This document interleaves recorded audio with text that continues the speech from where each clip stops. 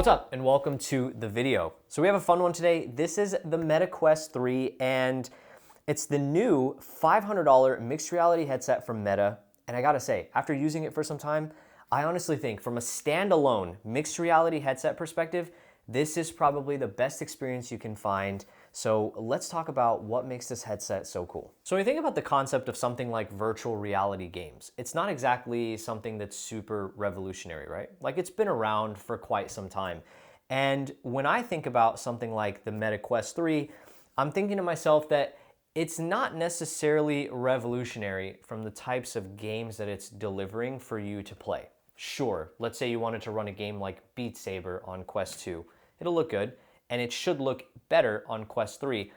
But where I think Meta did a really good job here is that they've upgraded certain key areas of this headset compared to Quest 2 that deliver a much better experience. So it's really the experience that Quest 3 is delivering that's going to make the big difference, not necessarily the fact that it's delivering on virtual reality games. When it comes to improvements, there's actually quite a few of them here. So starting with the strap, Meta made some tweaks in order to make it a little bit more comfortable to wear. Quite honestly, it still kind of feels like you're putting your head in a little bit of a straitjacket, but compared to Quest 2, it is an improvement in the comfort area, so that's good to see. There were some tweaks made to the lenses on the inside, and Meta also bumped up the display resolution per eye. And in our testing, whenever we were playing games, we found them to look really, really sharp. So that was great to see. And they've also made some bumps in the performance category as well. So they've upped the RAM to 8 gigs for the Quest 3, and they've improved the processing power with the Qualcomm Snapdragon XR2 Gen 2. Try saying that 5 times fast. But the XR2 Gen 2 is powerful and capable. And if game developers take the platform seriously, they can optimize the pre-existing games to look and run at almost, actually, I'm not even gonna say almost, I'm gonna go ahead and say basically up to par with console level graphics on a standalone mixed reality headset, which is really, really impressive. Now, mixed reality has started to gain in popularity, right? Including one giant tech company that won't be named, that is about to drop a very expensive mixed reality headset, like the type of mixed reality headset that will set you back the price of an old and very, very small car. But the Meta Quest 3 also delivers its own mixed reality experience, and it's able to deliver a pretty good one in my opinion, mainly because of the sensors up on the front of the headset. So there's 3 to talk about. 2 are going to be RGB sensors and 1 is going to be a depth sensor. And honestly, one underrated thing that I think adds to the whole experience is the fact that they have improved the controllers as well. So on the Quest 2, you had those little halo tracking rings. Those are now gone. Meta's using a combination of the sensors on the front and some partial AI technology to improve the hand tracking with the controllers. And I think they delivered a really, really good experience from that perspective. Now, one interesting thing to note is we did test it just to see if you can use your hands to navigate through the menus, and you can, like with small pinches and grabs and pulls and this, that, and the other. It is a little wonky, but it's still doable even with your hands. But when you're using the controller, it's a great experience overall. And in my opinion, the pass-through mode it's pretty cool.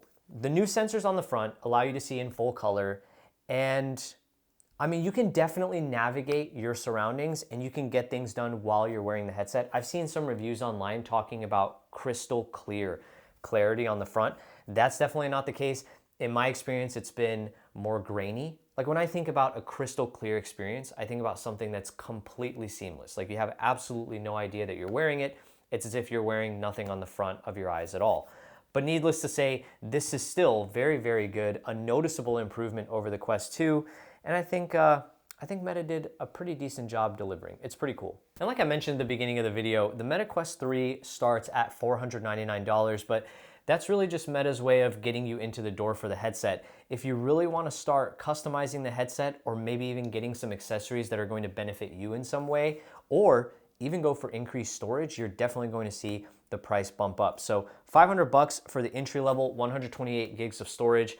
But they have other options you can go for. They have like a starter bundle that's $70 more expensive, a comfort bundle that gives you an Elite strap to make it more comfortable to wear. There's a power bundle where it comes with the Elite strap and a battery pack. And like I said, The only other storage option you have is 512 gigabytes, which definitely adds to the cost a pretty significant amount. And let's say you wanted to go for 512 gigabytes plus the power bundle, so Elite strap and a battery pack. I believe that price point is just shy of $780. Right? Whenever you start to factor in tax and things like that, you're essentially at the $800 price point if you want to get all the bells and whistles with this package. Now, $800 is obviously a lot of money, right? And at that price point, you kind of have to ask yourself, do you want to go all in on a decked out mixed reality experience, or for $800, could you maybe buy the digital edition PS5 and then maybe opt for PS5 VR alongside it? And that experience is going to deliver on a multitude of facets, right?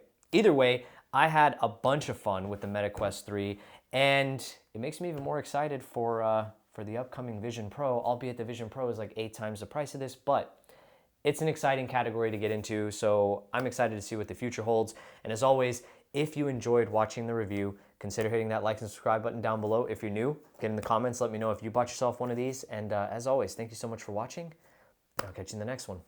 Peace. Welcome to the video. We have a really fun one today. This is the Meta Quest. Wait, it's Meta Quest, right? Why did I think Pro? Why am I saying Pro? Vision Pro? I'm already thinking about the Vision Pro.